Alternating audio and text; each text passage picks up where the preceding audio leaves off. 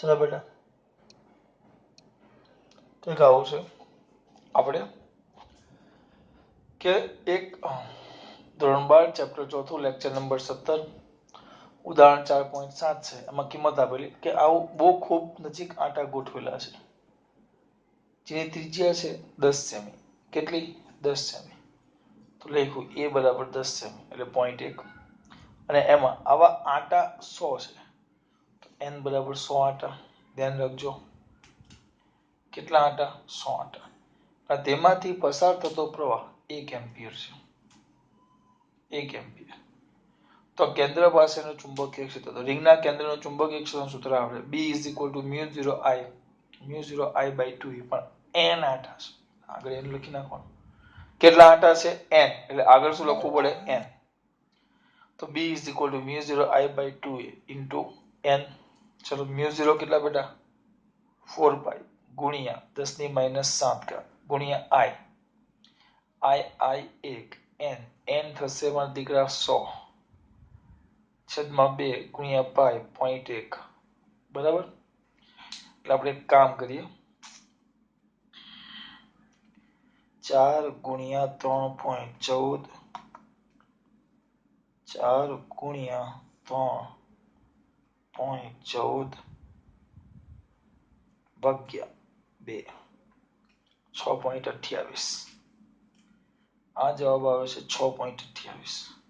આંકડા લીધે ખાલી ઘાત બાકી 10 - 7 આ 0.1 ઉપર જાય 10 + 1 થાય એટલે આ થઈ જશે 10 + 1 10 + 1 થાય. કેટલી 1 થાય? +1. તો 10 + 1 થાય અહીંયા જોજો તો આ 2 અને ઉપર 1 આવે એટલે આ 10 - 3 આ 10 - 4 આ 10 - 3 આ 10 - 4 તો કેટલી થાય? 3 ને 4 સોરી આ 3 અને 10 - 7 4 ક્યાં 7 તો જવાબ કેટલો આવશે? 10 - 4. દાખલો પૂરો. આ ટેસ્ટ આ દાખલો નો આવે આ ખરેખર MCQ માં આવે. બસ પૂરું. આ તમારો થઈ ગયો ઉદાહરણ 4.7. કયો બેટા?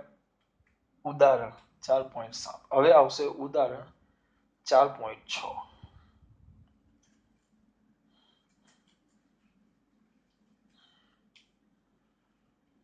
શું બેટા? ઉદાહરણ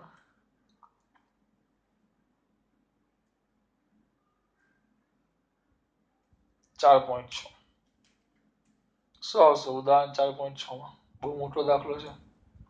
કઈક આવી આકૃતિ આપી છે.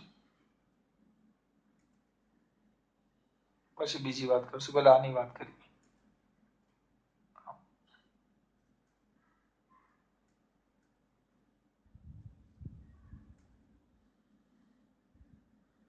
આમ છે એક આવો વાળેલો તાર છે અર્ધવર્તુળ અને આ બે સીધા ભાગ અને આમાંથી પ્રવાહ I પસાર થાય છે. I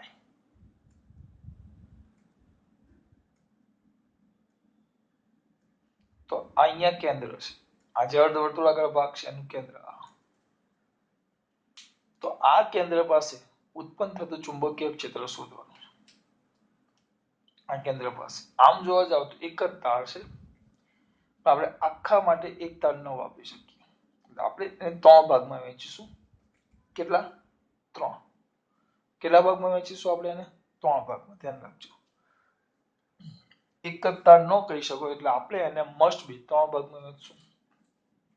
આપણો પહેલો તાર, આ આપણો બીજો તાર અને આ ત્રીજો તાર. હવે ધ્યાન આપજો.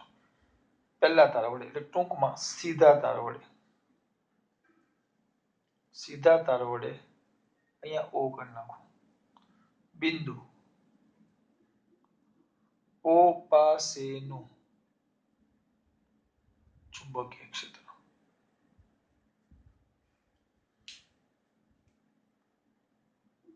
આ સમજૂતી માટે છે.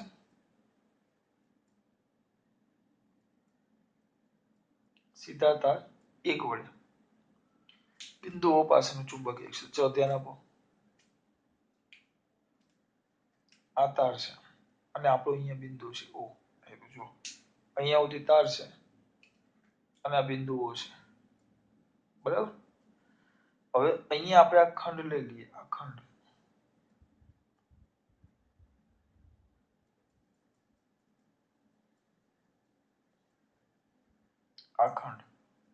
અને એનો આ સ્થાન સદિશ.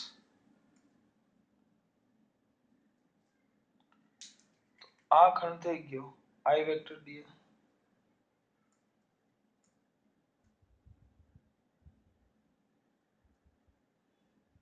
અને આ સ્થાન સદિશ થઈ ગયો વેક્ટર r.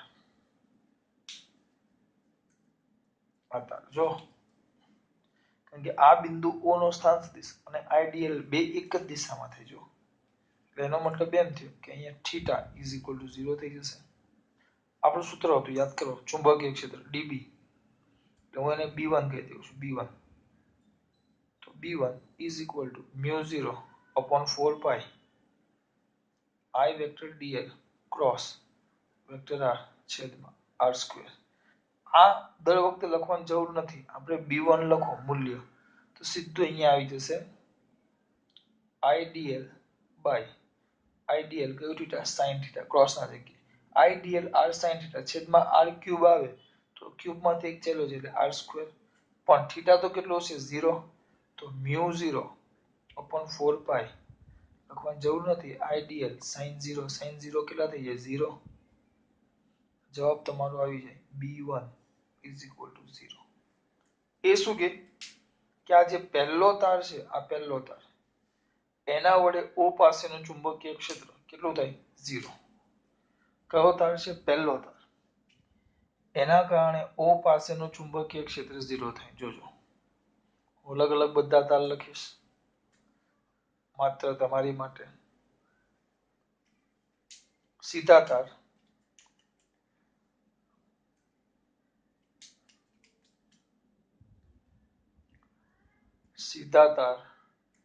કોને 3 વડે, આ 3 તાર છે ને, સીધા તાર 3 વડે બિંદુ O પાસેનું ચુંબકીય ક્ષેત્ર.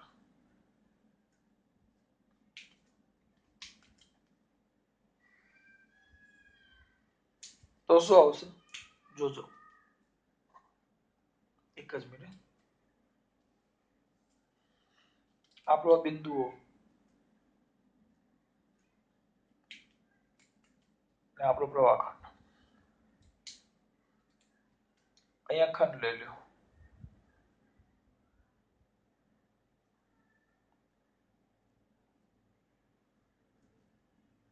ખંડાયેલો આ બાજુનો ખંડાયેલો, તો આનો સ્થાન સદિશ તમે દોરશો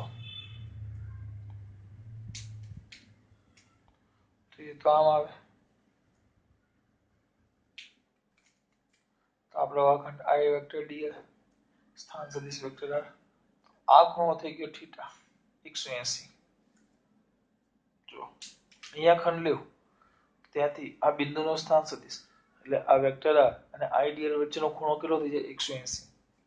અહીંયાનો ખંડ અને આ સ્થાન સદિશ 180. આ ખંડ પણ આ બાજુ અને સ્થાન સદિશ અને પૂછથી બિંદુને જોડવાનું, તો બંને એક જ દિશામાં થાય. જો આમાં થીટા 180 થયો તો 180 થયો તો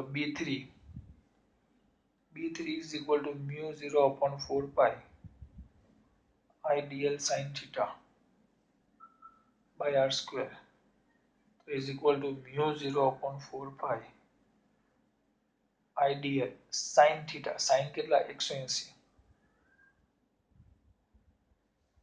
છેદમાં r square, sin 180 એટલે 0, તો તમારું B3 પણ 0 થયું.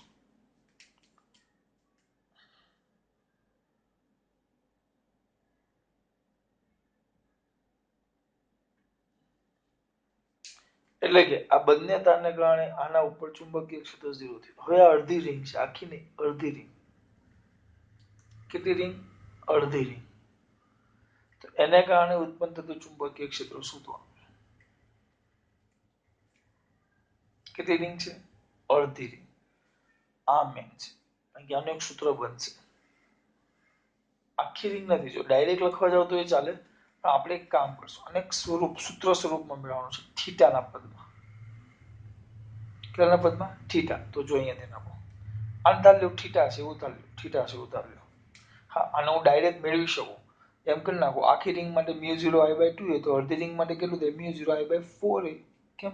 અડધાનું આખી રિંગનું જે આવતું હોય એના કરતા કેવું કરી નાખવાનું? અડધું. આખી રિંગનું જે આવતું હોય એના કરતા કેવું કરવાનું? અડધું. તો હવે જો આપણે વિચારો કે આ જે ખૂણો છે ને આ થીટા છે, થીટા. આ રિંગનો ખૂણો કેટલો છે? થીટા. તો અહીંયા ધ્યાન આપજો. અહીંયા ધ્યાન આપો. તો 2π ખૂણા વડે બનતી રિંગની સંખ્યા બરાબર 1. 2π એટલે આખો આમ ગોળ. એના વડે રિંગ કેટલી બને? 1. રિંગની સંખ્યા બરાબર 1. આપણે તો ખૂણો કેટલો ધાર લઈ લઈએ છીએ? આ થીટા છે એવું ધારી લો. મને ખબર છે થીટા નથી સર, આ પાઈ છે. અત્યારે થીટા ધારો કારણ કે મારે સૂત્ર મેળવવું છે. તો થીટા ખૂણા વડે બનતી રિંગની સંખ્યાને આપણે સ્મોલ n કહી દઈએ. કેટલી? સ્મોલ n, અથવા તો સંખ્યાને આપણે કેપિટલ n કહેતા. તો capital N is equal to theta by શું થશે બેટા? 2π. થીટા બાય શું થાય? 2π. આ સૂત્ર યાદ રાખજો. આ શું દર્શાવે? કે થીટો ખૂણો હોય તો એમાં આટાની સંખ્યા કેટલી થાય? થીટા બાય 2π જેટલી. તો લખાય n આટા વડે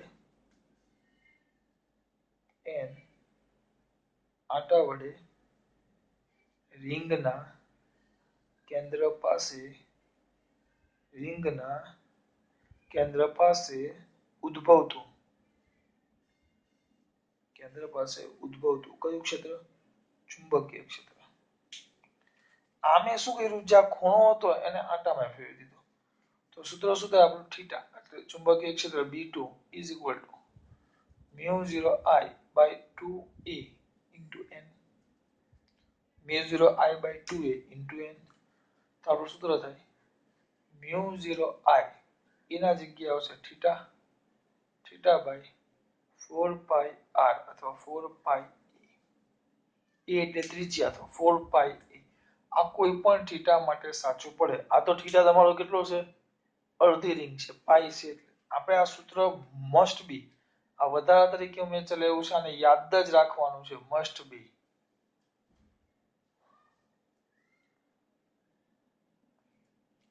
કે થીટા જેટલી. આ તો મેં કેટલું લીધું? પાઈ. હવે આના જગ્યાએ તમને આમ આપ્યું, આમ રિંગ આપ્યું, આમ.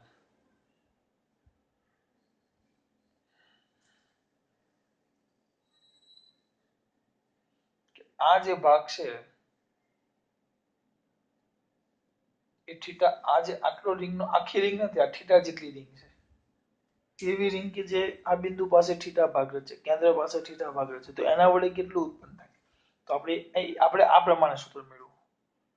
જો 2π ખૂણા વડે બનતી રિંગ કેટલી થાય? ની સંખ્યા 1. તો થીટા ખૂણા વડે બનતી સંખ્યા n. તો મને n બરાબર થીટા બાય 2π. થીટાને ખૂણાને 2π વડે ભાગી નાખો. જે આપણને રિંગનો ભાગ આપેલો હોય, અડધો જે વર્તુળાકાર ભાગ આપેલો હોય એના વડે જે ખૂણો બને એને 2π વડે ભાગો તો એ રિંગની સંખ્યા આપે આપણને એમ અંદાજે. આખી રિંગ નહીં, ચોથો ભાગ, પાંચમો ભાગ, છઠ્ઠો ભાગ એમ. તો n આટા વડે સૂત્ર તો એ જ આવે μ0I થીટા બાય 4πr. ની ચોપડીમાં 4πr લખતો, આમાં એ લખ્યું કારણ કે મેં અહીંયા સૂત્ર એ લખ્યું છે. સર સૂત્ર સાચું જ ને? જો 1 મિનિટમાં જો. હવે વિચારો, એક આંટો છે, એક આખો રિંગ છે. તો 2π આવે. થીટા બરાબર 2π. એક આખી રિંગ હોય તો થીટા 2π થાય. તો મૂકો 2π 2π 2π એક 2π 2π દુ 4π. તો નીચે 2 તો μ0I/2a. આ સાચું છે? સમજાવો વધારાનું. જો આખી રિંગ લઈ લો તો થીટા બરાબર 2π. સૂત્ર શું આવે? b is equal to μ0I theta, થીટાની જગ્યાએ 2π છેદમાં 4π a. 2π દુ 2π 20I/2a.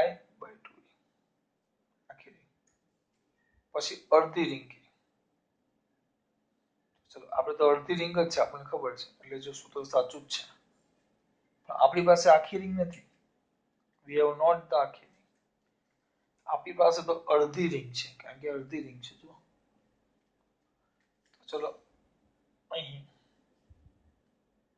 થીટા બરાબર તો પાય હોવાથી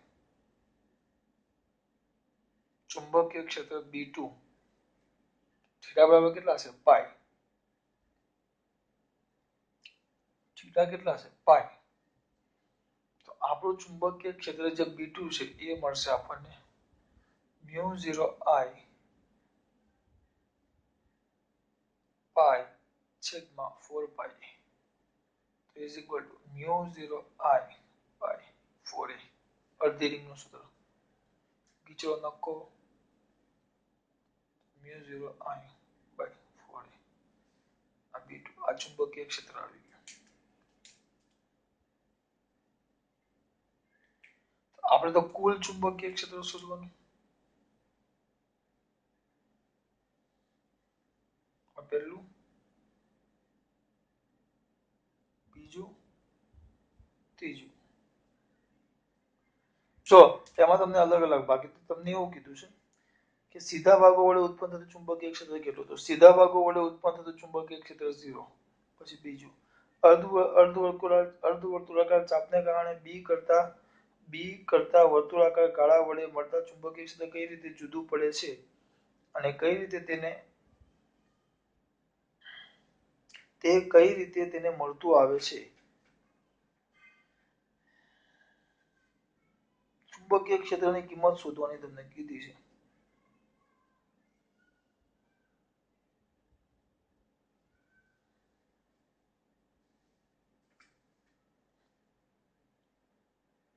બે કીધું છે પૂર્ણ ગાળા અને અર્ધવર્તુળાકાર ગાળો બે ગાળા તમને કીધા છે તમને આ સૂત્ર આવી ગયું બરાબર આ ત્રણ હતો હવે આ ગમે ત્યારે યાદ રાખજો આપણે તો આ સૂત્ર તમને સાબિતી માટે આપ્યા એટલે આના વચ્ચે એક સિમ્પલ વસ્તુ ખબર પડી જોઈએ કોઈ પણ બિંદુ હોય જોજો આ એક બિંદુ છે હવે એમાંથી તાર આમ જે પ્રવાહ છે ને તાર વાળો આ તાર એવી રીતે પસાર થતો હોય કે આ જે માર્ગે તાર અને પ્રવાહ જતો એ જ માર્ગમાં બિંદુ આવતું હોય જો અહીંયા એ જ માર્ગમાં આ એક જ માર્ગ ભલે અહીંયા જાય છે ભલે આમ જાય છે આ બધું એક જ માર્ગ કહેવાય એક જ માર્ગમાં બિંદુ આવતું હોય એક જ માર્ગમાં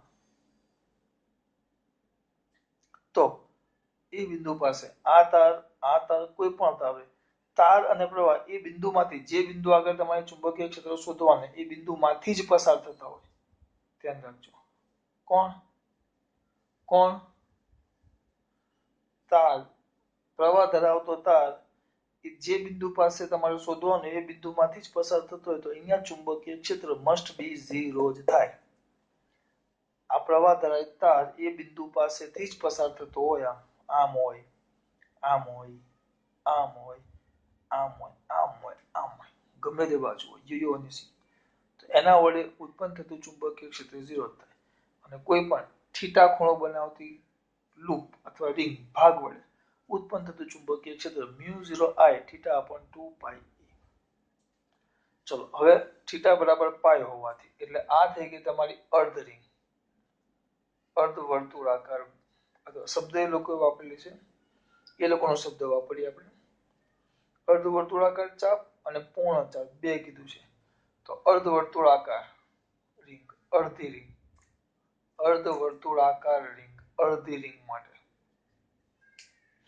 એક આપ્યો છે અર્ધવર્તુળાકાર રિંગ કઈ રિંગ માટે અર્ધવર્તુળાકાર ધ્યાન રાખજો તો અર્ધવર્તુળાકાર રિંગ માટે શું થાય કોઈ કહેશે મારો દીકરો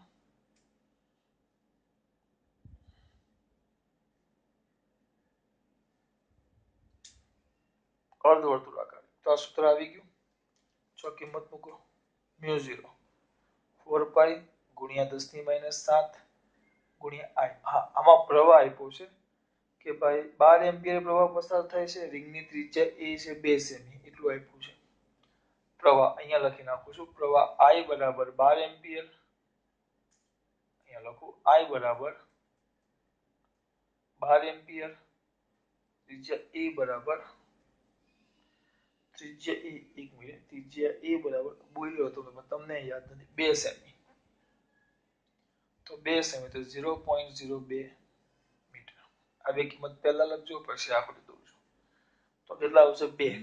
આ છે 12. I કેટલું છે 12. I કેટલું છે 12 ધ્યાન રાખજો. I કેટલું છે 12. I છે 12. પછી 4 ના 4 એ છે કઈક 0.02. ગ્રહણ યંત્રનો ઉપયોગ કરશું આપણે. Must be. તો કઈક આવું આપ્યું છે. 4 ગુણ્યા 3.14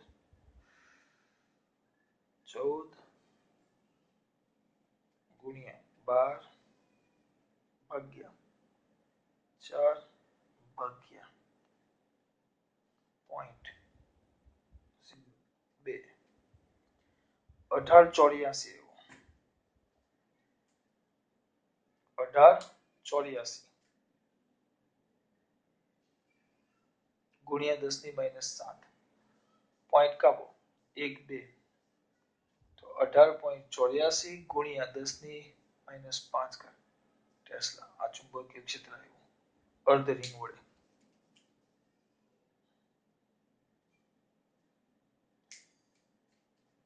આ લોકોએ 4 ઘાત આપ્યું છે બરાબર છે. એ લોકોએ પછી આને 1.9 માં ફેરવું છે. આપણે ફેરવવું હોય તો ફેરવી દેવું. કેટલા બેટા 1.9 ગુણ્યા 10⁻4 ટેસ્લા. આ કઈ રિંગ આવી અડધી. કઈ રિંગ આવી અડધી. પણ એમ કે આખી રિંગ હોય તો એમ કે ચલો સર અડધી નથી આખી રિંગ છે તમને એવું કે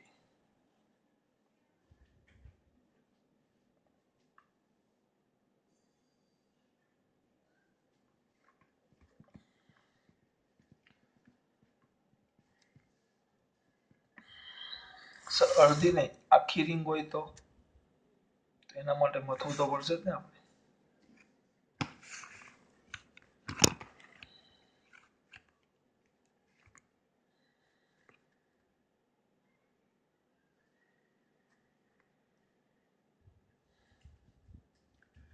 તમને એમ કે આ અડધી રિંગ નથી બેટા આખી રિંગ છે. તો આપણે જોઈ લીધું આગળ.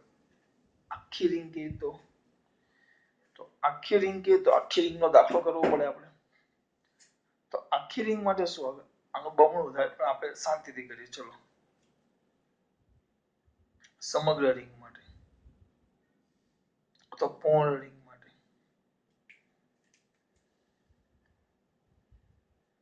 પૂર્ણ રિંગ માટે તો થીટા કેટલો થઈ જાય બોલો 2π. આ યાદ જ રાખો ને બેટા. સૂત્ર આપણને ખબર જ છે ભાઈ. સૂત્ર તમને મને બેયને ખબર છે μ0I/2a. આપણે મેળવીએ છીએ આ સૂત્રનો ઉપયોગ કરતા શીખીએ છીએ. તો ચલો સૂત્ર મૂકો. તો b = આખી રિંગ લેવું તો μ0I ગુણ્યા 2π છેદમાં 4π * a 2π દુ 4π. તમારું સૂત્ર એવું b = μ0 કિંમત જો I/2 ફટાફટ આમાં વાર ન લાગે μ0 4π ગુણ્યા 10⁻7 ગુણ્યા I 12 એમ્પિયર 12 છે આ 12 છે કેટલા એમ્પિયર 12 એમ્પિયર. 2 ના 2 ત્રિજ્યા છે 0.02. કઈ ફરક નથી પડતો. અહીંયા જે ખાલી શું હતા 4 હતા એના જગ્યાએ અહીંયા 2 આવ્યા એટલે ભાગ્યા 4 છે. તો આપણે કામ કરીએ આના ગુણ્યા 2 કરી નાખો તો 37.68 એવું આવે છે. કરશો એટલે કરી નાખજો કેટલું આવશે 37.68 ગુણ્યા 10⁻5 ટેસ્લા અને પરિણામે b = 3.8 ગુણ્યા 10⁻4 ટેસ્લા. આ પરિણામે b. પણ આ સમગ્ર રિંગ અથવા આખી રિંગ પૂર્ણ રિંગ માટે છે. આ બધું એક ને એક વસ્તુ છે બેટા. પૂર્ણ રિંગ માટે આ ધ્યાન રાખજો. એટલે આ વસ્તુ સમજો. હા હવે એ લોકો એમ કહે છે પાછું એ લોકો કહે છે એટલે હું કહું છું. તો આની દિશા ક્યાં થાય દિશા ચુંબકીય ક્ષેત્રની દિશા બોલો. અત્યારે જે પ્રવાહ છે એ પ્રમાણે જુઓ આ આમ છે આ બે વડે તો 0 એટલે અડધી રિંગ છે મેં તમને આગળ 50 વાર કીધેલું છે અડધી રિંગ કે એ બાજુ કે અહીંયા જો આપણો ભાગ આમ છે બરાબર ચલો આ પહેલા આ કેન્દ્ર પર શોધવાનું છે તો પહેલા વડે આ પહેલો ભાગ તો આમ સીધો જ જાય 0 ત્રીજો ભાગ એ આમ એના લાઈનમાં જ છે 0 તો વધ્યો અડધો ભાગ તો અડધો ભાગનો વાત કરો તો આમ થાય આમ આમ પુસ્તકના પાનાને લંબ કઈ તરફ અંદરની તરફ જો આમ તમને કીધેલું આંગળીઓ પ્રવાહની દિશામાં જમણો હાથ આંગળીઓ પ્રવાહની દિશામાં તો અંગૂઠો જે બાજુ જાય એ એટલે પરિણામી ચુંબકીય ક્ષેત્ર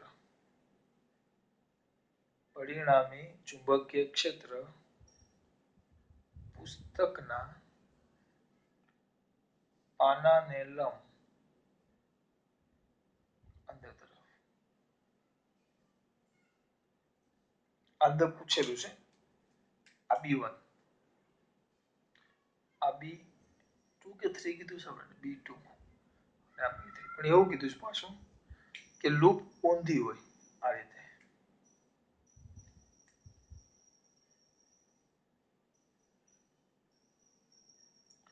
અને પ્રવાહ ઊંધો હોય આમ તો કેન્દ્ર પાસેનું ચુંબકીય ક્ષેત્ર શોધો ચોપડીમાં આપ્યું છે આ બધા અંદર એક સવાલના અંદર બીજો સવાલ છે તો કેન્દ્ર પાસેનું ચુંબકીય ક્ષેત્ર શોધો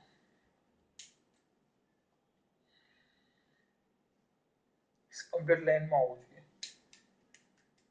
ચલો આ પહેલો તાર કમ્પ્લીટ લાઈનમાં જઈશ તો આ B1 બરાબર 0 કારણ કે સીધું આમ લાઈનમાં જાય છે આ પણ જો પ્રવાહ ખંડ એક જ દિશા B3 પણ 0 હવે તો B2 રિંગ તો અડધી જ છે અડધી રિંગ છે આ સૂત્ર મેં સાબિત કરીને આપ્યું કે તમે ડાયરેક્ટ અડધી રિંગનું સૂત્ર મૂકો તોય ચાલે પણ આ યાદ રાખવાનું છે મસ્ટ બી કારણ કે આ થીટા વાળું 30 નો ખૂણો 40 નો ખૂણો 50 નો ખૂણો આવે ને ત્યારે આ કામ આવશે હું હમણાં તમને બતાવું એક એક્સ્ટ્રા દાખલો કરાવું છું તો આ B1 ને આ B3 થઈ ગયું તો આ જો આમ આવ્યું તો શું કરવાનું આપણે તો શું કરવાનું આંગળીઓ પ્રવાહની દિશામાં આપણો નિયમ શું આવે આંગળીઓ પ્રવાહની દિશામાં તો આમ જો અને અંગૂઠો જે બાજુ આમ છે અંગૂઠો જે બાજુ આવે ચુંબકીય ક્ષેત્ર તો આ રીતે જો તો ચુંબકીય ક્ષેત્ર પુસ્તકના પાનાને લંબ બહારની તરફ આ બેનું 0 તો આ તો હું કોની વાત કરું છું B2 જે ઉત્પન્ન કરે ને એની દિશા કે પેલા બે તો 0 જ થાય એટલે આમાં પણ આ B2 ની જ દિશા છે કારણ કે પેલા B1 ને B3 તો 0 છે હવે આના પરથી જે અહીંયા હું નોંધ લખું છું ને ખાસ ધ્યાન આપજો હા થીટા કોણ બનાવતી લૂપ વડે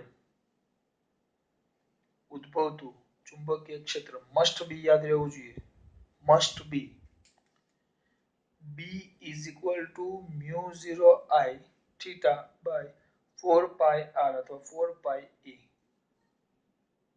આપણે r રાખો r એટલે ત્રિજ્યા તમારે r કે જે લખવું એ લખાય mu 0 I theta by 4 pi e અથવા r ટૂંકમાં અહીંયા ત્રિજ્યા આવે અને હા પ્રવાહ ધારિત વાહક તાર એટલે આની વાત કરું છું આ વાહક તાર એ જે બિંદુ પાસે કયું ક્ષેત્ર ચુંબકીય ક્ષેત્ર શોધવાનું હોય તે જ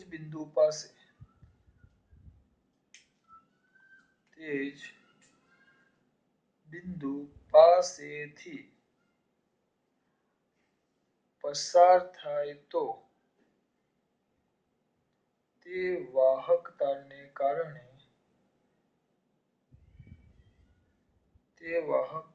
કારણે આપેલા બિંદુ પાસે ચુંબકીય ક્ષેત્ર શૂન્ય થાય.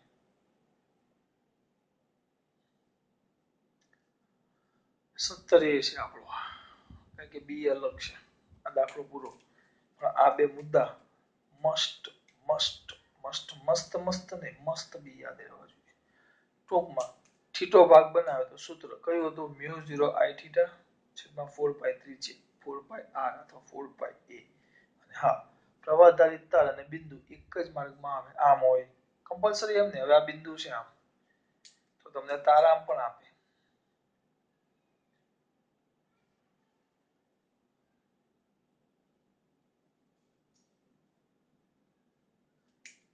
ચલો આમ આપે ને અહીંયા બિંદુ કીધું તો ત્યાં ચુંબકીય ક્ષેત્ર કેટલું થાય? બે તાર છે, પહેલું અને બીજું, તો કેટલું થાય? ઝીરો જ થાય. કેમ? આ બે તારને કારણે ઝીરો, કારણ કે પ્રવાહ ધારિત તાર અને બિંદુ બે એક જ દિશામાં. જો એવું નહીં કે આમ જ, ટૂંકમાં આમ આવે આમ આવે આમ આવે આમ આવે, બિંદુમાંથી પસાર થતા હોય તો ઝીરો.